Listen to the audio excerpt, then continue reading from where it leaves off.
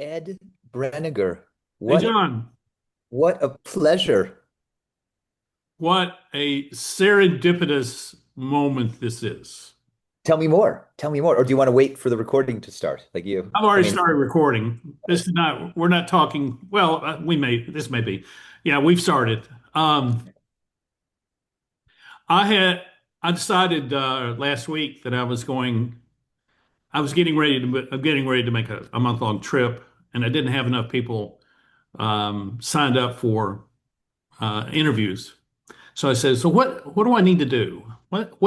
Where's the gap? Where's the hole? And the hole was most of these people that are watching now weren't around in 2023. So I said, I'm going to pick 10 people out that I felt like were really substantial in what they offered. Um, and I'm going to do a series of 10 episodes, just repeating what we've done, put a little introductory thing on them all, and begin posting them next week. And you're on that list until I realized I didn't have enough women on there. oh, yeah, because as much feminine energy as I have, I will just volunteer it right out. I am not a woman. Just for avoidance of doubt, I'm not. So we're going to do the 10 episodes and then you're going to be the next one. So it's just as if you were there. I mean, it couldn't be better than that Oh, I love it. I love it. because we get to talk about something very current with both of us, whatever that may be. Mm, mm. Why don't we do a little prophecy? Let's think what's going to be, let's even think about what will be, topical, say 2 weeks or 2 months from now when the 11th one comes out, right? This will I'm be kidding. I'm kidding or not. I might not be kidding. this will be on the last week of October, Okay. Halloween. Well, Yeah. I don't think anything major that's worth talking about will happen between now and then. There's a lot of stuff being talked about, but it's all kind of spectacle stuff, which is to capture the moment, capture your attention, and then drop it and pick up something else and go run with it. Yeah. Clickbait. It's all clickbait. It's all clickbait. Yeah, that's exactly Yeah. right. Yeah. So, yeah, so I don't know what we'll talk about, but I really liked in your Calendly thing, it said, what do you want to talk about? And I think I did, didn't I do, it was sort of, wasn't it like leadership as dance? Leadership as dance, like, or well, I I never think, I even think, saw it. I didn't see that. I but just I knew. think, I think I said something like, you know, the whole concept of like leading and following are, sure they're different, but they're also very similar because they're just different. It's different melodies and different harmonies in the same jazz improvisation. Okay, hold that thought. Everyone, welcome to the Eddie Network Podcast. My guest today is John Granholm, a wonderful guy from, where did you grow up? Now, now You I've grew up moved to in Hove. North I'm in Dakota, South Dakota, South South Dakota. Dakota, sorry, Yeah, that's okay. and he now lives in London. No, no, I've gone south. I'm by the sea. I'm looking at the Oh, English Channel right really? now. I'm an hour south of London, living in this gorgeous penthouse flat where I do zooms like this. Like you're seeing the South Downs behind me, but the sea is right there. Oh, I need to come. I You need, do, Ed. Your guest room is right there, Ed. all right. You heard Um, it here first, ladies and gentlemen. Ed Breniger. You can stay for like 3 or 4 nights, and then I'm kicking you out. Like fish and guests stink after 3 or 4 nights, right? that sounds great because I want to come after the beginning of December because there's going to be a big exhibition at the um, National Museum or whatever it is called of Turner and Constable. Ooh, okay, okay. And I love that landscape. I got a Turner book up there. I don't have a Constable book, but I'll pick up a Constable book probably there when I come. So we'll do it. We'll do this. Yeah, and it's super easy. It's really fascinating because I knew when I moved, it's an hour train. It's just an hour train, and I was like, if I have to, I can go back once a week or every other week. Yeah. I've been here for 2 months and a week, so this is the beginning of week 10, and I've gone to London 3 times. because everything is phone and Zoom, right? It's easy, Yeah, right? Yeah. that's right. That's right. And that's great. And so everybody, every one of you who are watching, realize that John and I have had this kind of interaction since the very moment we met 2.5 years ago. Which was can we shout, can we name names? It was a John Morley introduction, wasn't it? I mean, I think yeah. so. Yeah. So John Morley, thank you. Much great gratitude. I'm not saying it's not rest in peace. John is still very much with us. That's not looking to heaven, right? But But it's John, just gratitude. It's gratitude. yeah, it's gratitude. But John Morley is, and I know he's done one of these with Ed. He's been on the Eddie Network too. But John is and I'll add the adjective, I'll add the adverb. No, the adjective. John is a super connector, like I am a super connector. And I will say one more similarity between the two of us, in addition to the fact that we're both named John. Another similarity is because John connects, and he doesn't just connect people. We're very similar here. He doesn't just connect people. He connects people and thoughts and ideas and different things. That he's like, have you put this? What about if that goes with that? But this is also true of John, and I believe true of me. Our super connecting, which is a gift, right? Which is a God-given talent, but our super connecting is neither one of our greatest If talents. if I'm not mistaken, you were the one um, who said that this space is an empty room. And John was the one who coined the term that what we're doing here is an unscripted conversation. Yep. Yep. And now imagine, I imagine walking into a room that's only got people in it, and there's no script. Walking into to Parliament or to Congress or the Kremlin or somewhere, and there's no Any script. boardroom or any boardroom, if there's Any no script, boardroom, what would they do? What would they do? um, they're going to wait for someone to take the initiative. And that's what they're going to do. Because anyone who takes the initiative is viewed as subservient. Isn't that, aren't I right about that?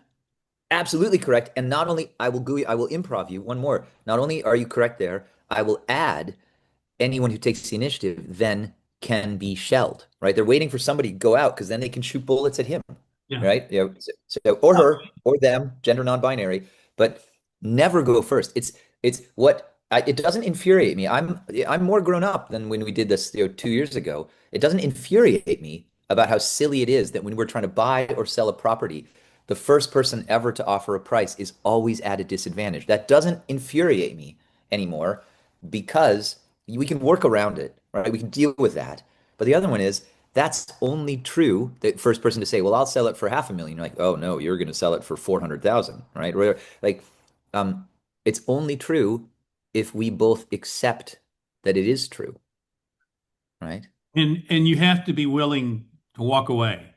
Yes, yes. And you have to say, no, no, no, I don't think you understood. When I said 500,000, but I'm selling it for, that's as low as I will go. If you want to, you can pay me more. But if you offer 500,000, there's a chance you might be able to have it. But I didn't say 500 so you could then say 350 or 450. I said that I'm not selling it for less than 500. And they can go, well, that's not how Negotiating, this works. and the negotiating there is the difference between I'll accept cash or I'll accept something, some other. Yeah. I'll uh, take silver. I'll take gold bullion, right? I'll take gold, whatever you want, but it better be 500,000 worth, right? And look, I'm not, see, this is in the before times. Like, Ed, I will, like, surprise, surprise. I won't over disclose, but I will be transparent and vulnerable because that's just who I am, right? I'm with you. This move down to Hove, which only happened at the beginning of July, but it came as a result of a relationship end, a relationship breakup, right? And then I had to find a place to live, and I was looking all over London, and I was, beautiful. Do you want to live in Battersea or Shoreditch or Clapham or yeah, I was looking all over. I mean, I really liked like Kentish Town or Camden. I was going to go somewhere hip. I was going to be hip and cool. But I have a dear friend who I could see her from this window. Her house is about 400 meters away, and she was always whispering. I worked with her at my last fund management company, and she was always been whispering for the last 5 years. She'd been going, "Get out of London. Get out of London." And of course, she said, "Come to Hove," because that's where she is, and she's a dear friend. I love her. She loves me, right? But she's like, John, anywhere is good. A change is as good as a rest. Like any change would be good because you're trapped in stasis patterns and you're trapped in patterns of status as well, right? You're an ex-fund manager. That's how people look at you in London, right? She's like, you got to get out. But she said anywhere would be better just for the change. But here, Brighton and Hove, for your knowledge, is on the sea. And so it's not every day. And if I were really good, I would walk on the sea every day, and mostly kind of every other day. But yeah, it's brilliant. It's just brilliant. But I mean, but so that vibe, that vibe just informs all of, and of course it's slower and it's natural because you're breathing the sea air all the time. Like, and also let's just be fair, the bigger the city you live in, the harder you have to be because depending as your population goes up, do you walk by two homeless people or 20 homeless people or 500 homeless people on your way in between the subway and your work, right? It makes you can't give money to all of them. And if you don't give money, like, no, I don't, I try to give at the office or whatever it is, but you just feel hard. It makes you hard. I live on a block where homelessness and crack addicts and prostitutes flourish. And they've taken over a house behind me. They're squatting in the house behind me. They squatted in the house that's next door to me. Eventually, the police come and they run them off and that sort of thing. And it's been really interesting. And you'll find this fascinating. So I've never, I mean, there's been a lot of drug activity surrounding my house, Sure. and not just people using drugs, but people dealing and seeing where the drug gangs are circulating in around my house. But I've never gone to the police and said, "Hey, do you know what's going on? I need you to come over and clean this up." I've never done that because I know that you don't want to poke the bear Don't poke the beehive. or Don't shake up. the Don't. beehive. Yeah. And so it was about a month ago. I'm sitting. It's late afternoon on a Friday, and there's a knock at the door, and I go to the door, and it's one of these dealers, drug dealers, and I know he's a drug dealer because his comportment is such that he's not been compromised. He looks like a captain. He's the captain. One of them, yeah, probably a vice captain, but yeah. Okay. Yeah. And so the first words out of his house, he says, "I want you to know you're safe, and we understand who you are." And we don't want you to be harmed or we don't want your house to be damaged.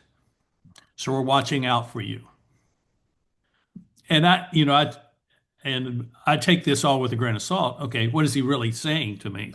Right. Right. What's the subtext? What's the subtext? But we have a half hour conversation, and I tell him who I am and what I'm interested in and why I have not done anything, because I say there's a natural flow to all this, and at some point you're going to get burnt by it, and I don't have to do anything for that to happen. I'm just being very honest with you, this sort of thing. Well, 2 days later, he shows up knocking on my door. He says, "I need some food. Can you give me some money?" Interesting. So he had set me up for this, and I said, "I'm sorry, I don't give money to anyone but my children." Good answer. Good answer. And I said nothing more. And then he tried to explain why he was hungry. I said, "I'm sorry, I do not give money to people." Yeah. And I said, "And this is not just people that live around me that I feel like are or I'm not I just don't give it to anyone because I don't know how they're going to use it, and I'd rather give my money to my children and because they need it." Yeah. And he didn't have any real comeback to that. And so I said, "Hey, it's good to see you. Thank you. Sorry I can't help you, but that's the way it is." And he left, and I haven't seen him since. But here's the point. Here's the point. Um, I can be that way with a drug dealer as well as the CEO of a large business, Or your sister or your aunt. Same thing. or my sister, or my brother. I don't have a Yeah. brother. My cousins, or anyone I meet, I can be that way with, because what is the core thing there is that I have to protect my own integrity. Yes. Yes. And they're And you asking don't me to violate it. right, and have to, you don't have to, the goal, I mean, I think an integrative goal is I'd like to be the same person in every room that Yes, I'm in. that's That's right. what I'd like. It doesn't mean that I have to, in every room that I'm in, that I have to provide that, when anybody says, "Hey, John, like what just happened?" Right? The old people pleaser in me, right? The old people pleaser will always say, "Oh, here's what I think happened. Is that what, is that what you think? Is it right?" Right? But just because I want to be the same person in every room doesn't mean I have to provide 100% of me in every room. I can provide 0% of me, but the 0% that I'm providing, the 100% that I'm not providing when I'm only giving 0%, had better be the same 100% because then I know that I'm consistent and exactly in your words, Ed, that I am integral. I am filled with integrity. And I sleep well at night for that reason. Yeah. Yeah. And I don't lie. Now, not lying doesn't mean that if somebody says, do you like me? Do you hate me? I don't have to answer. I don't have to answer. If somebody says, do these trousers make my butt look big? I don't have to answer. Right? You don't have to go, don't wear those. Right? You don't need to say it, right? But I'm not going to lie and say to someone, no, they make your butt look awful if they don't look awful, or vice versa, right? We just don't lie. Well, this is what I learned raising my three children. I learned when my oldest was about 12 and my youngest was 5, I realized that children ask questions for a couple of reasons. One is to avoid having to answer them themselves. And they're kind of Yes. the second is they're measuring their parents' sense of who they are. So Yep. I stopped answering questions and I started answering with questions in return. I said, "So what do you think? You know, why Yeah. why do you think she did that?" Or with it, whatever it may be. And so what I did was encounter and create the conversation with them, and that still holds today. And my oldest will turn 40 here in a month. Well, let's talk about that. Let's stay right on that. Your question, if ask your kids ask you a question and you respond with a question because you are interested in them, right? Right. I said if we go back to John Granholm and John Morley, when I said that this was an open space, this is you've created an empty space.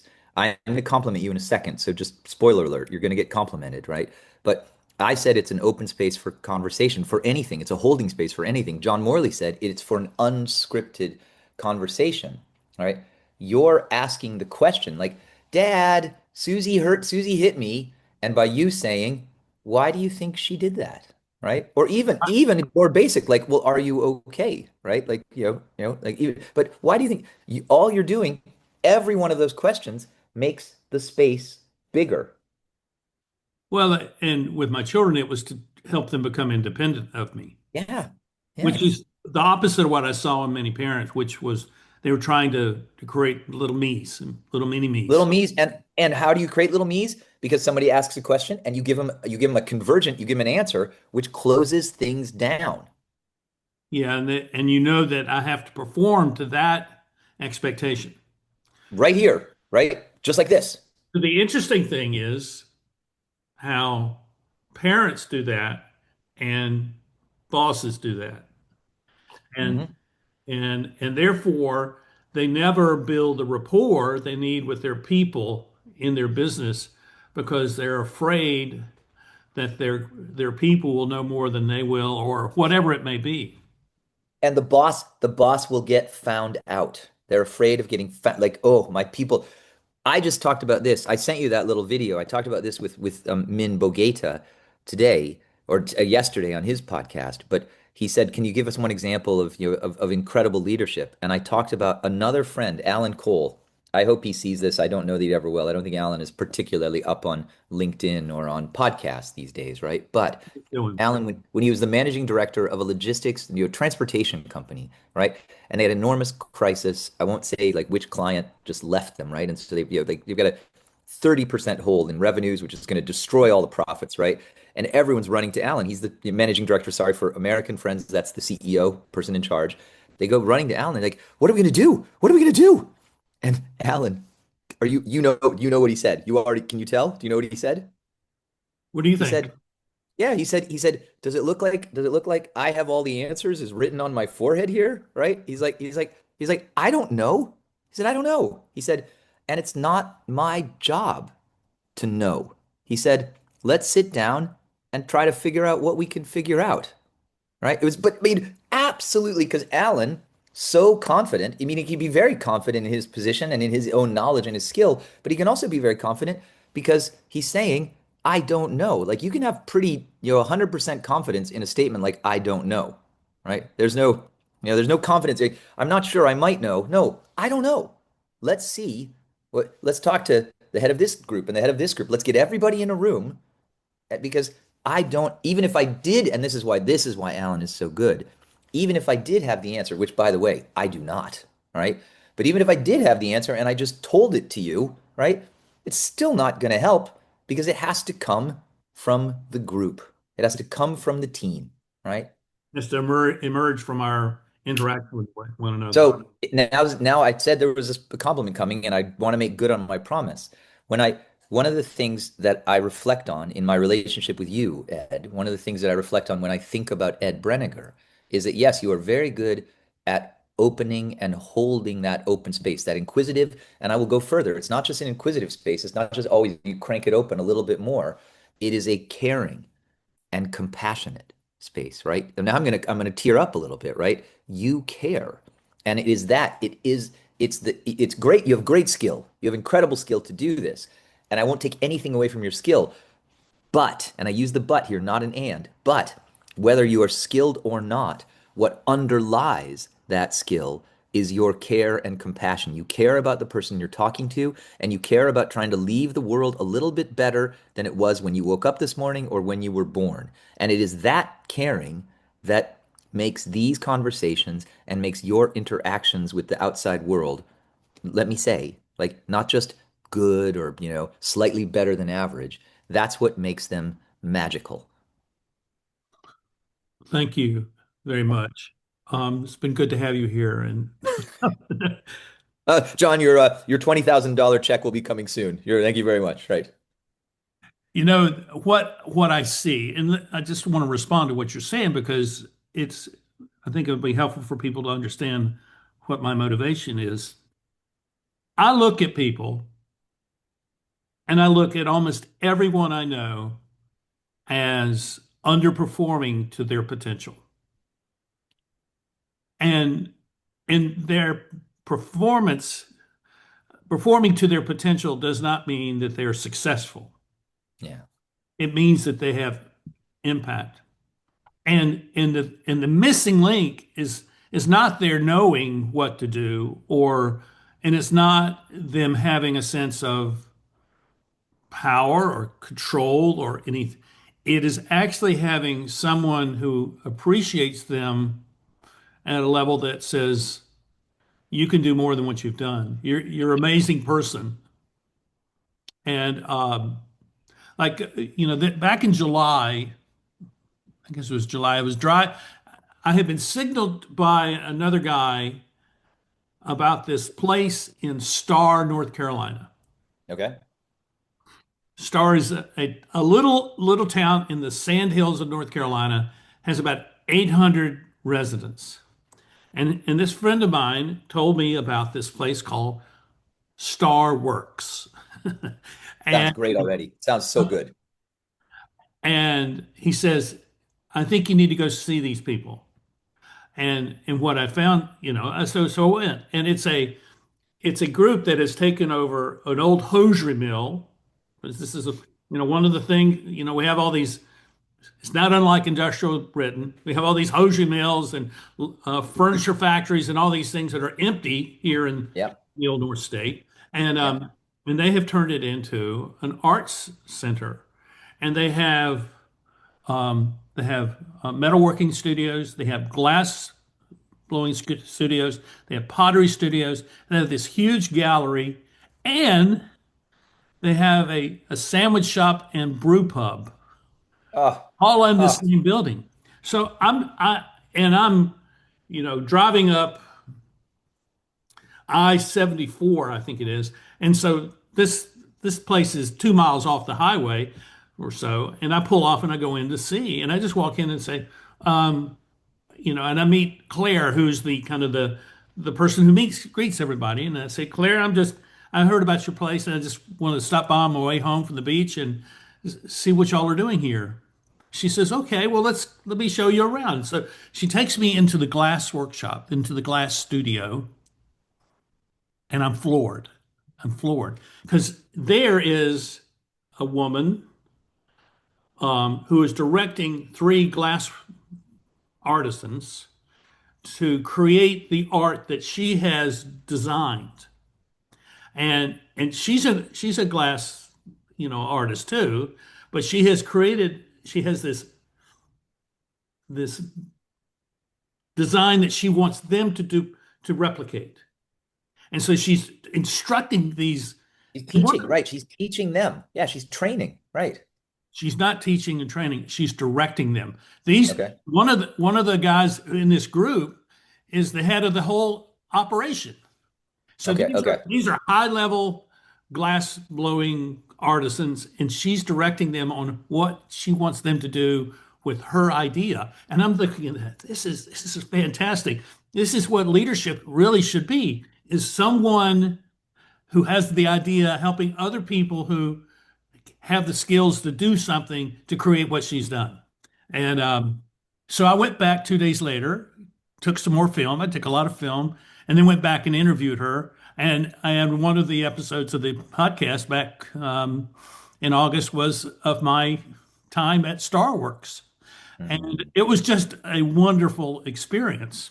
So my Well, I'll point is look at it. that I'll find it. I'll find it. my point is that she was so open to for me to be there and watch her because I was appreciating what I was doing. And I was asking these curious questions. Well, how do you do that? Well, and I was totally ignorant. I'm looking at this Yeah, art. right. Well, what do you know? You don't know anything about I don't glass know blowing. anything. Right. So what I'm saying is that we need to show our appreciation for people. And Yeah. it's not thank you for what you did for me, but it's thank you for who you are and what you're Yeah. contributing to the world. I'm sorry. I hate permission to touch my iPhone. This is what we do anytime at the table you have to ask. But so I did it without permission. But I want to read you something from another friend who just wrote about she just wrote about what it means. What is a partner? Like what is a Hmm. oh, yeah. Yeah, here you go. Partner. What does that word actually mean? She says, I never really knew, and so I never wanted to use it until 12 and a half years ago when I met Camilla, her partner, right? She met her partner. And I'm not going to read you a one, two, three. There's eight bullets, but I'm going to read the last two of the bullets. They're all fantastic, right? But the last two say, okay, I try to do this without crying, John. I mean, I'm not ashamed of crying. I just don't want to choke. Partners don't really care what the world thinks. They show up and they show up consistently. Right? Yeah. That's penultimate. But the ultimate one, here it comes. Partners bring out our best possible us. Yeah. And I wrote back to her because I couldn't resist. I wrote back, I said, I love all of these. I said, I love all of these, Isabel. But I said, but the fact is, I'm picking out the last two because they just gong for me. And I said, and the last one, partners bring out our best possible us. And then I just put in parentheses, they see it. They see the best possible us, and they invite it forth. They Hmm. invite it. Just like you were saying, I see people who are underperforming, not underperforming according to some KPI, right? And I don't want to get sweary, but if I were to swear, I would say something that rhymes with duck, and I would say duck your KPIs, right? I don't care about your KPIs, but you're underperforming because you're underperforming based against who you could be, against who you want to be, right? That's what you see. You see people underperforming against who their dream of their best possible self is. And so what your partner does is see that they see the outline that you're trying to fill in, and they invite you to fill it in. They say, fill it in. Like, you're okay here. You're okay. Go ahead. Splash the paint. Splash it around, right? And you're real. The best partners, of course, and I don't want to get all tech bro dude because I also do not have a great affinity for tech bro dudes. No offense, guys. I love you too. just stop being such assholes if you can, right? Yeah, But I'm with they you. will say, I don't want to sound like a tech bro, dude, but your partner will say, can you fill out to your outline, like fill it all the way out. And then they'll say, oh, and now when you're at the outline, like maybe you can make it a little bigger if you want to, right? You don't have to. You don't have to make it any bigger. You don't even have to fill all the way out. Like I love you when you're in here, but I know you could be here.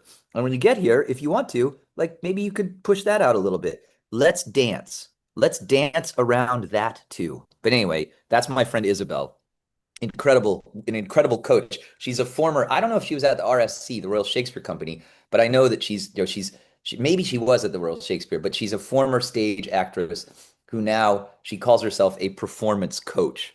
But a performance is not performing. It's not, it is how do we, exactly in Ed Brenninger's You terms, need to how do we introduce me to her. sorry? You need to introduce me to her. Done. We can do it on the recording or we can do it off, but I'll do it in LinkedIn as soon. I want to interview her. Of course you do. And not just because she has the most beautiful voice in the world, right? She does. Her voice is a trained instrument. But yeah, because she's a beautiful soul. I want to talk about Shakespeare. Yeah. Yeah. Yeah. Of course, of course. It's really Sorry, I should probably blow my nose, but I'll be okay. I'm fine. Thanks. you're fine. Yeah. No one cares. No one Yeah. cares. Um, so we're having this conversation, and this is not the first conversation you and I have had, and it's not the first conversation like this that you've had ever. You've had this conversation with hundreds of people, maybe even thousands of people Yeah. over your lifetime. And it keeps rolling, and it just keeps rolling. My point is this: if we watch the news, we get a whole different perspective, and it's filled with fear and anxiety and trepidation and suffering. And they think that the end of the world is coming. Well, it may be coming in at one level, but as long as we can do what we're doing here, we'll get through this thing. We'll be fine. We're going to be okay. Yep. Yep. Hope hope is not blind optimism. Hope is I mean, the other person that you need to meet, Ed, after you meet Isabel Pollen, that's her name, is my younger brother, Dan Granholm. My younger brother, and I'm going to do a little bit of judo here on you. My younger brother, Dan Granholm, who's 2 years and 9 months younger than I, right? Um, he is a stalwart member of the Embrace Salon community that Joel Brevet, my partner Joel and I, that Yeah. we've been building over the last 3, 4 months now.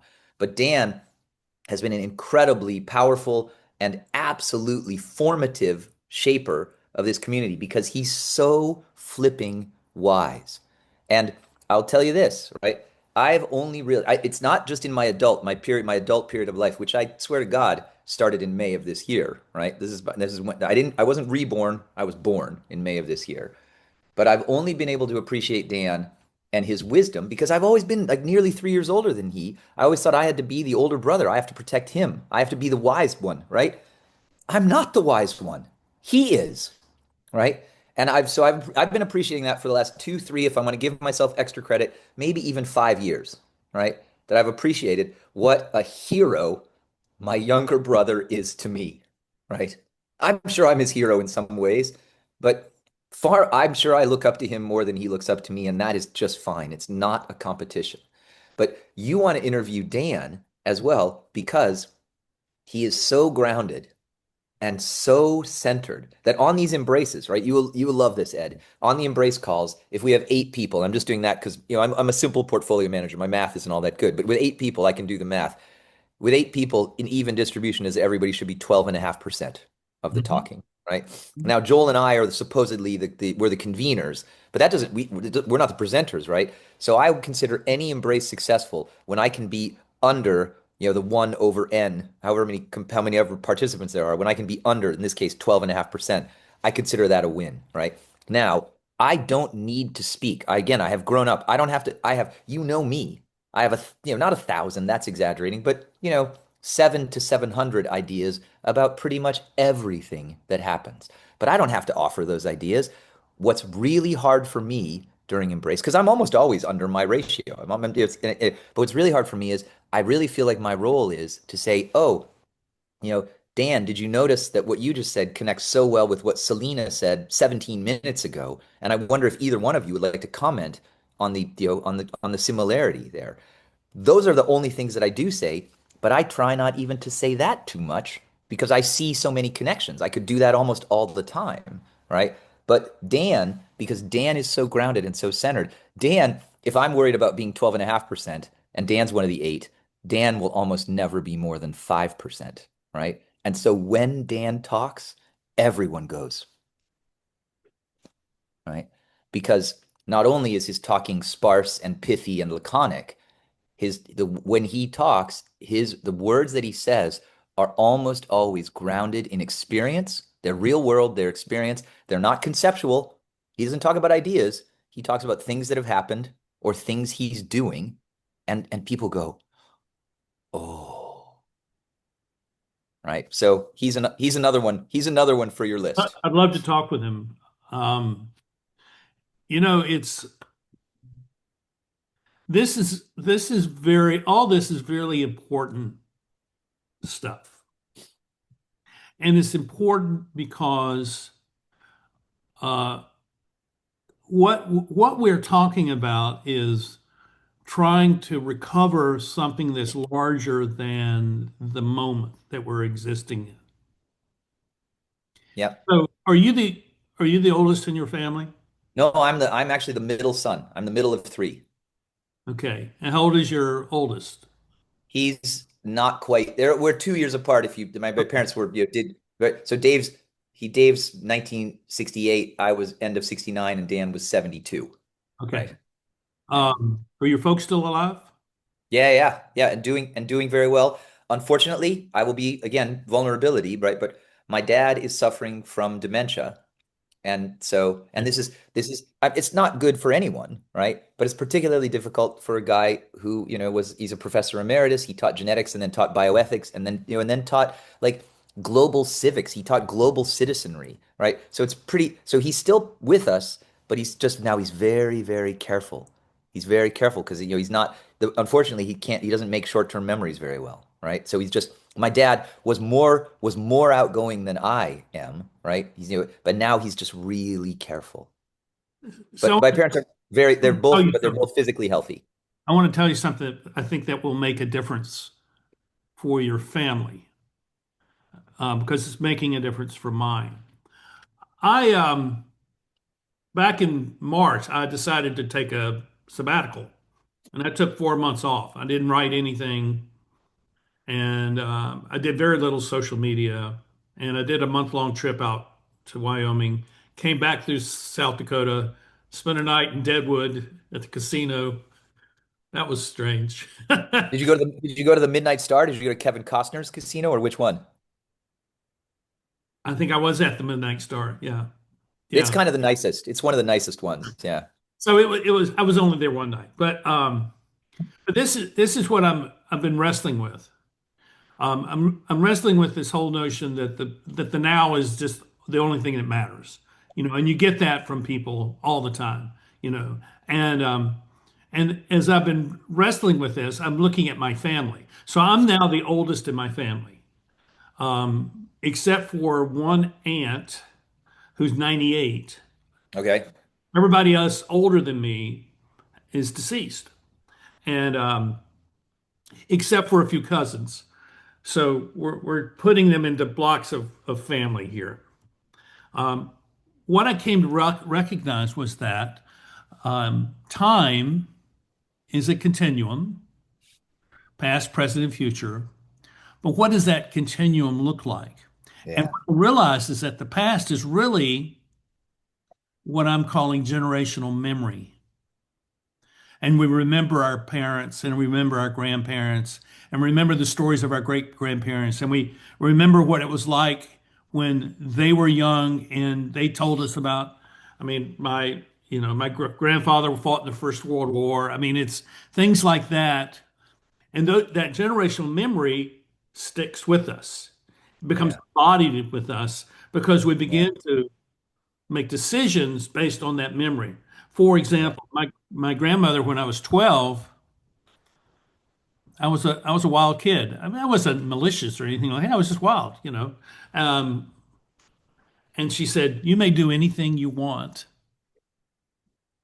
but do not bring shame to the family name." Oh, so good. So good, right? Do anything you want, Ed. Anything you want. And I've done that. Yep.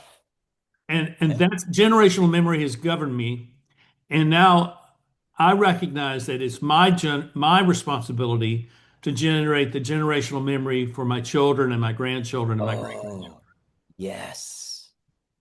And so Yes. this continuity over time is not some kind of abstraction. It's actually how we live our lives.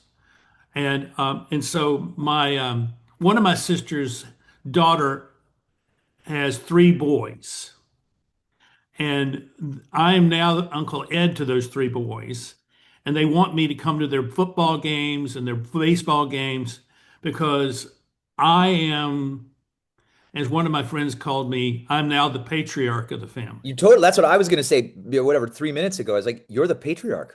I am the patriarch. Yeah. I embrace that with real sense of joy, and And it's and some not small responsibility either. huge responsibility Yeah. Yeah. because I have to help my children survive the financial apocalypse that we're in without having any money to give to them. Well, he says this, I say this as if because we're manifesting, right? Without having a pot of money right now, right? Right, Yet. that's right. Yeah, Yet. Yeah. I know what the future looks like, and it's not what it looks like today. But my point, John, is that when we dig deep into the in our history, our family history, and we find things which remind us of who we are, then we can speak of those things, and they give us a sense of grounding in it, a sense of and let me put one more little a bow on this thing. Um, I came across, I guess, 10 years ago or so, maybe more, this French anthropologist named Pierre Clastres. And Okay, look at that. Here's somebody I don't know, Ed. I've never even heard of this guy. What a treat. well, he died in an automobile accident in Paris in the 70s. So he didn't have a long life. But what he did do was he studied the tribal organizations of the Amazonian tribes. Okay. Okay. And they would have a man of the tribe elected as the chief, and the chief had no power. Right. Right. He could not say you have to do anything. His responsibility was to provide for the families of the tribe, to ensure that there was going to be food for everyone, and Yeah. he was to speak to them about who they were constantly. Oh, yes. Yep. It's like he was in Hollywood terms, he was the master of continuity. That's exactly right. Yep. And I think that's a role of leadership that is missing, but I think will begin to surface out again because it's important and people I mean my appreciation for people is my being the chief. I'm saying I'm recognizing who you are and I'm saying that's a good thing. And you keep doing that because that is who you are. And and that's what the patriarch does, or the tribal chief does. Yeah. Yeah. And I'm suggesting that you and your brothers can perform that role as well. And uh, and it'll mean a lot to your father, but even more to your mother, because they will see you three doing this in honor of your father. Yes. Yeah. And, and there's nothing greater for a father than to know that his children are honoring them with how they have chosen to live. Yes, exactly how we've chosen to live, how we have chosen to behave, right? Yeah. Words are great, but behavior is better, right? And that's a little piece of wisdom from Dan Granholm, who says who knows me so well, and he says, John, here's the problem, Johnny. Right thinking almost, and he's so smart. He doesn't say never. He says right thinking almost never leads to right action. Almost never, right? As soon as you make a categorical statement, you're always wrong, right? But he said, but right thinking almost never leads to right action. He said, however, right action pretty much invariably leads to right thinking. I say it this way. I say that I really don't care what your opinion is. I really care about what you do. Yeah, yeah, yeah, And this is doing. Our sharing of our opinions is something we're doing yeah. because it has an effect upon you and me. I mean, I'm very grateful to who you are, and you have you've given to me what I've been trying to give to others, and you're one of the few who do that. And I just say that as a way of recognizing that and how much I appreciate that. And I wish I lived in Hogue. Hove, Hove. Hove. Hove, wish I lived in It Hove, or at least in looks London. it So looks just like love. It just looks like love, but it doesn't rhyme with love because it's love and hove. Hove. But also, Okay. it's only one letter different from love, and it's also only one letter different from home. Hove and home, one letter different. Yeah. Really good.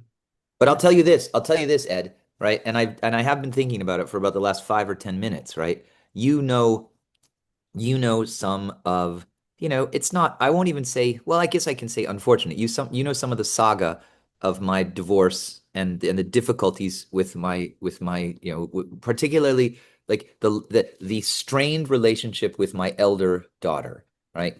Now, here's the good news, right? It's really great having this gorgeous flat, 1 mile from the beach. It's 15 minutes walk to the beach because my younger daughter came down with three of her fellow university graduates. I won't name the university. I'll name mine, right? Hers is better than mine. Mine was just Princeton, right? She did better than her old man. But she came down with three of her fellow graduates. They spent the weekend, a 4-day bank holiday weekend down here.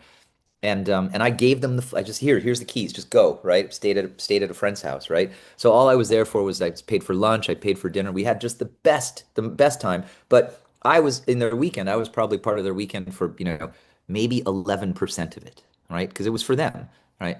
But my relationship with younger daughter is, it's wonderful, right? And it's great. It's hugely supportive, as our relationship is mutually supportive, like you're talking about, right? This Yeah. is the beautiful thing about friendships like we have is that they are non-Newtonian, right? Here's Ed, here's John, right? You can uplift me a little bit, right? And when you uplift me, I can uplift you, and we could do this. And anyone who's saying, wait a second, like, where's the fulcrum on which they're standing? How is that possible? It's because it's energetic and it's soul connection, right? It's not just material, right? Material matters, right? We do have an effect in the world as well. But so my relationship with my younger daughter, now I'm her father, so I'm more responsible and she's less responsible. That's how it's supposed to be. But I have to believe that my relationship with younger daughter is going to have energetic vibration that will affect relationship with older daughter. And my compassionate understanding of what's going on with my older daughter is not, it's not, I'm not angry with her, right? I know that she is protecting her mother. Mhm. She is taking care of her mother, right? Because her mother doesn't. It's not that I'm dead to her mother. It's as if I never existed, right? Like I just did. There never was me. And I think that my older daughter is conscious that if and when she does reach out to me, right, she doesn't want to threaten her mother, right? And it's so I completely understand that, and I know it'll happen at some point. But look, right? I'm not rushing and I'm not pressing. But it is a measure of my, like I was saying, I mean, I think I've been an adult for about 3 or 4 months, right? But it's a measure of my adultness that although my lack of relationship, or the thinness of, I won't say lack, but the thinness of my relationship with my older daughter is the great sadness of my life, right? That is the largest sadness in my life, right? It is not, it is not so much that it upends the balance, right? It's part of my capacity for feeling. It's, if I can't be sad, I can't be happy. And I also am confident, even though it's not for me to say, it's not for me to direct, but I'm also confident that, our relationship won't always be this thin. It will broaden, and it will broaden as My daughter wants it to, all right? And I mean, it's not waiting for me to want it to. I would like it to be very thick, right? But I'm not gonna press because just like with Embrace, I know what I want from Embrace and we're getting it, but we're getting it because we're doing it together, right? It's not directed by me. It's not directed by my business partner, Joel. It is absolutely a community and a consensus-led thing where all of us have visions and we talk about what our vision is, such that we can have a vision for the group.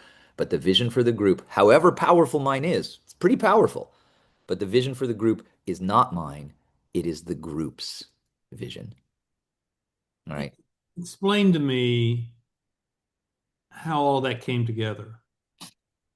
Um, I actually have to give credit to Joel for because Joel and I have been talking about doing a not podcast, for almost Joel and I now have been friends and brothers, and I don't say that lightly, for the last 2 years and 2 months, right? That's all the longer we've known each other. But I mean, it's like us, right? It's another one of those where you meet and you just go, foof, right? And I don't mean when I say foof, I don't mean into a codependent like there's no separation between Ed and John or right, but it's we you see the brother, and although we don't know all the things that we can do together, we go, oh yeah, but let's do those, let's do them, right? So we've been talking for 2.5 years about not a podcast, but to have what we have always called the dangerous conversation. How do you have the conversation that when things get not just a little edgy, maybe they get really edgy, you don't pounce on the danger, but you just don't look away from the danger, Mhm. right? You don't go like this. Oh, no, okay, let's just talk about that over there. So, um, the reason that Embrace came about is that Joel and a friend of his went to, God, can I even remember what it's called? I don't even remember the name, but they went to an annual conference here in England, which is sort of like, it's kind of like, what's the big one in Switzerland? The Davos. It's kind of like there's a huge thing here every year. It's kind of like Davos for virtuous people, Davos for people who aren't trying to burn the world down, right? Right. Yeah. So and they did it, and is it called Anthropy? I can't. But anyway, they went to it here. It's always at the Eden Project, right? The place that's the dome to contain the whole biosphere, right? So they go, and Joel said his inspiration there was he's like, here's the thing. Everyone who's there is incredibly uplifting and virtuous, and they're talking about green power and empowerment and your devolution and not getting rid of hierarchies. He says, but you go to all these seminars and somebody talks for 30 minutes or 60 minutes or 90 minutes, and you're all like this. Everyone's like, ooh, ooh, ooh. He said, but then you go to the next seminar, and then you go to the next seminar, and after a day, you've been to 5 of these, and what do you take away from any of them? Right? What's the next action? So Joel said, how do we give a different kind of presentation, maybe and I think it's Anthropy, but how do we give a different kind of presentation such that you do not have a sage on a stage, right? Get the sage off the stage such that everyone in the room can bring their own, I'm going to use a vocabulary word here, can bring their own sagacity, right? No one likes that, right? So we have to say sageness. Sorry, I like I words, like to right? get, yeah. Sagacity. But so you get the sage off the stage such that now we're in the campfire, we're in a circle, and so everyone's talking. And so what you want then, instead of having someone who's preaching and uplifting, certainly, you have everyone who's bringing their own expertise and their problems and their flaws and bringing everything such that a discussion like that, not only like you build community, you recognize, oh, I know you and I know you and I know you. Like in that discussion, you've built, instead of a speaker and listeners, all of a sudden now you have a village. It's a village. All right. And so what Joel was thinking from that conference, he's like, how do you do these talks such that they're not talks, such that they're conversations? And so in the conversation, not only do you build community, it's all consensual, right? Everyone's agreed, everyone's participating. And because everyone is agreed, like it's all request, no demand, right? But because everyone's agreed, then you have safety and psychological and emotional safety such that people can be truly and authentically vulnerable and creative. So those are the buzzwords of Embrace. How do we not just we're not building community, we're uncovering the community that already exists. Like I know I'm talking to you, preaching to the choir, right? We're uncovering the community that already exists. We're doing it consensually, right? It's all request, no demand. So community, consensus, consensuality, and co-creativity, right? So all that Embrace is a discussion with trusted beloved, get that, right? Beloved and trusted friends of Joel and John, right? Who agree to do this, but people who are like, well, you're really creative and you're really noble and virtuous. We want those sorts of people. And we say, just imagine you had a blank slate. Psst, you have a blank slate, right? But just imagine you have a blank slate on which you can design the environment, the dialogue, which is most conducive to creating community, consensuality, and co-creativeness, right? Imagine how would you build that? Can you give us some ideas of how you'd build that? Oh, and by the way, while you're while you're designing it, let's just live in it right now. Let's be in it right now, such that as we're designing it, we're living in it. Oh, and then as we're living in it, we can say, "Ooh, this is good. Put that on the design spec." Right? But I mean, so it is heady. It's heady, right? Because you can see I'm already doing like a Neo in the Matrix, right? There is no spoon, right? So it's heady, but that's why people like my brother Dan and Susie Hamill, who you probably want to meet too, why they're so useful because it's heady, but we also want to say, yeah, but what do we do? What's real? What gets in here, right? So the idea at the end of the day, thanks for asking. I will end with this. We want when you get the invitation for Embrace, which now you know you're going to get, but when you get the invitation, I want that invitation to be so enchanting, engaging, and enlivening. Favorite words there, enlivening. That it's almost impossible for you to say no. You're like, oh God, I really don't want to miss that. How can I miss that? But it has to be possible for you to say no, because if you can't say no, it's not an invitation anymore. It's not an invitation. Now it's just a demand, right? We want it. But so I'm trying to build this community, which is the love and the acceptance and the ability to be 100% of who you are or 0% of you. You could be any bit of who you are, and you will always be welcome. And we have built it, but not because of Joel, not because of me. We've built it because we're building it together. That's amazing. It's a beautiful thing. And what what comes to mind is that you're not running ahead of the plan. No, no, no. In fact, Which there is my isn't, tendency, which has always been my tendency. So you're right. This is the adult John, right? It's going to grow as fast as it grows and no faster. my um I'm already saying yes to you. So you invite me, I'll come. Um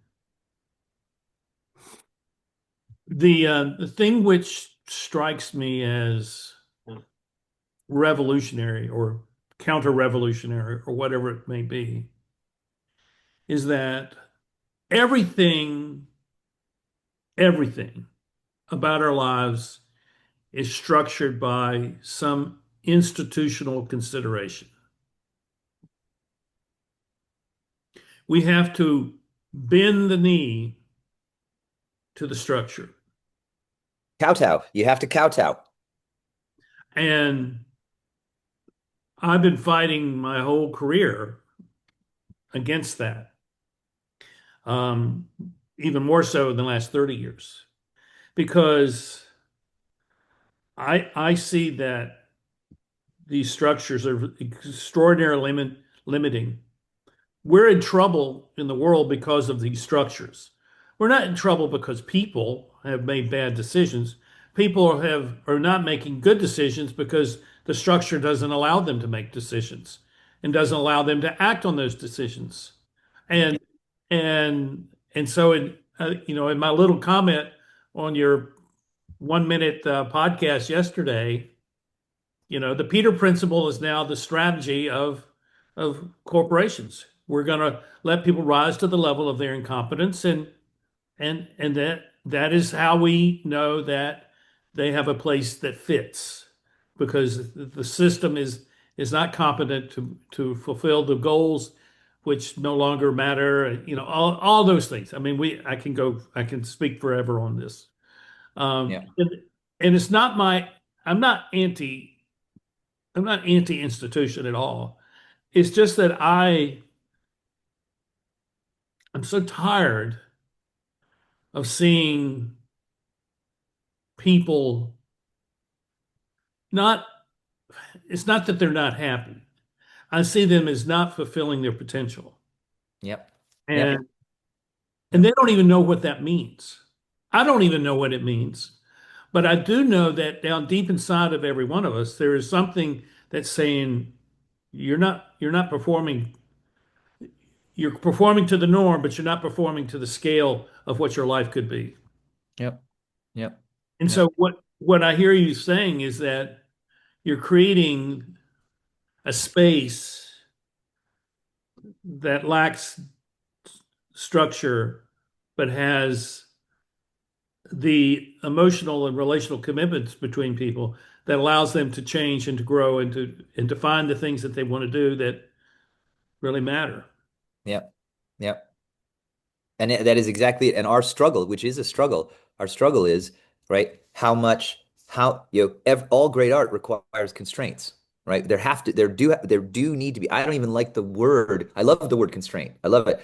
I don't even like the word guardrail, but we have to have guardrails, right? Like simple guardrail is, um, don't be a dick, right? Like no interrupting, no assholishness, right? No speaking over someone. And that interestingly, that was never in the first eight episodes, the first eight sessions never happened. In fact, we had comments from people like, John, how do you and Joel just make sure that no one ever interrupts? Because of course there's no heavy hand. Like I don't go in, right? And Joel's answer to that was, well, we have curated the group pretty carefully.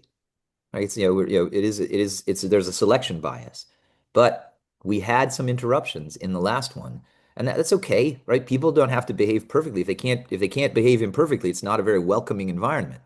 But what made me almost nutsy was not only were people interrupting our presenter, who was presenting on regenerative leadership, right? Regenerative leadership is this beautiful idea. It's wonderful, right?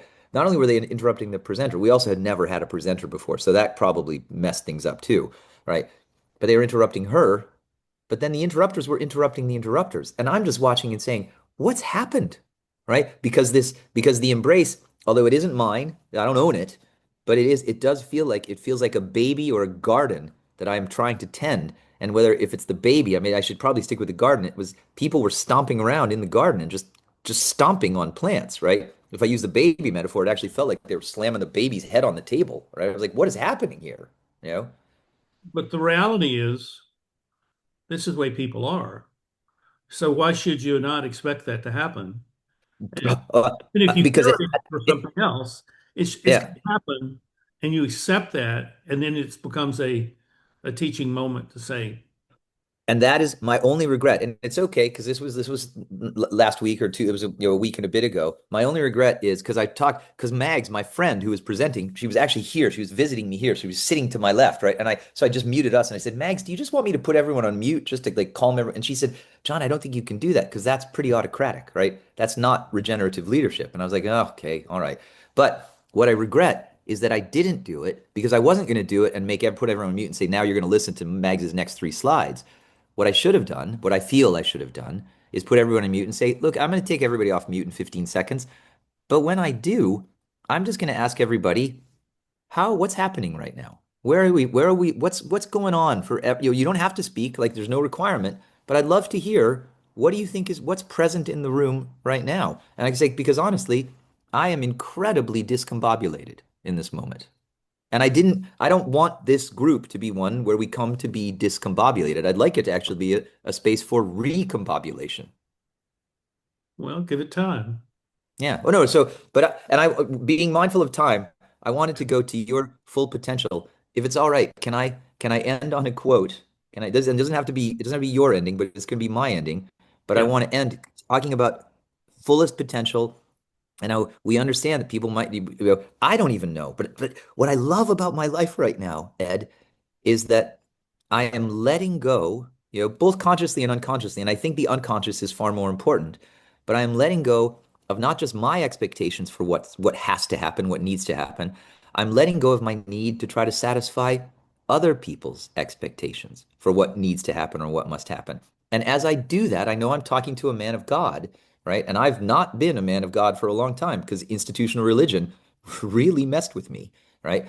But as I do this, my life is I would say it's shockingly rich, but it's not shocking. It's not surprising at all, but just these things happen, these magical, even miraculous things happen multiple times every day, which of course have always been happening if I could have seen them. And now I can just go, oh, oh, ah, ah. And it's not light. But so that's why I want to end with Marianne Williamson, right? In A Return to Love, right? Where she says, our deepest fear is not that we are inadequate. Our deepest fear is that we are powerful beyond measure. It is our light, not our darkness, that most frightens us. We Mhm. ask ourselves, who am I to be brilliant, gorgeous, talented, fabulous? And actually, who are you not to be? Yeah, here's a little crying, sorry. You are a child of God, and your playing small does not serve the world. There is nothing enlightened about shrinking so that other people won't feel insecure around you. We are all meant to shine as children do. We were born to make manifest the glory of God that is within us. And it's not just in some of us, it is in everyone. Mhm. And as we let our own light shine, we unconsciously give other people permission to do the same. As we are liberated from our own fear, our presence automatically liberates others. Thank you, Marianne Williamson. Thank you, Ed Brenninger. Now I'm done. Thank you, John. As always, it's an inspiring moment to be with you, um, and oftentimes I'm caught without words to say. But to my guests on the who are watching, uh, let me say this to you. Please do not allow the the negative things that people say or the fearful things that are presented to you in the media to deter you from believing that you can do something that really does make a difference. If you don't, then who will? I mean, that's the question that keeps coming to at me. If I don't do this, who's going to do this? Because I see what I'm doing as unique, but that's not unique because I'm unique. It's just unique because I'm the only one doing it. Does that make sense, John? Absolutely. Jesse Jackson. Jesse Jackson said, if not me, who? If not now, when? So, So can I just ride on, just want to ride on your comments to everyone who is listening, right? It sounds silly to say that when you're at here, I'm in the UK, so when you're at Costa Coffee or Cafe Nero, or you're at Starbucks or your local coffee shop, and you do something seemingly minuscule, like ask the person who's made your coffee or who took your order, you say thanks, you say thank you, just gratitude, which is real, and also say, how are you doing? How are you doing? Right? No, you can't say how are you doing and not care. You can't do that because that's actually then you're pretending. But if you ask someone, yeah, thanks, thank you, that's very kind. How are you today? Right? That simple act is a pebble in a pond that is going to create one ripple and then ripples and ripples and ripples that you cannot know the end of. And it doesn't mean that you have to. It doesn't mean the next time you go to Starbucks, you actually have to ask the person who takes your order, how are you doing today? No, but what I want you to do is shine your light. I want you to care about yourself. And in caring about yourself, I want you to let some of that caring spill out such that people know that you care about them too. Because if you care about them, they're going to care more about the people. And I mean, and that's it. I'm not going to do the 6 degrees of Kevin Bacon, but it starts with you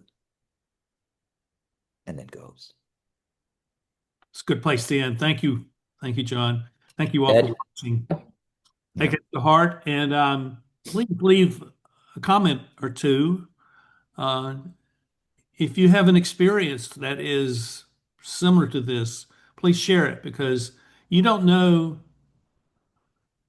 what will happen by you sharing just an experience you've had that someone will see that and say, I've had that experience. Oh, so that's what it means. Oh, discover our our lives through other people. We don't describe it by simply looking inside. So thank you for watching, and we'll be back here in the next few days. Thanks so much, Ed, and so much love. Thank you.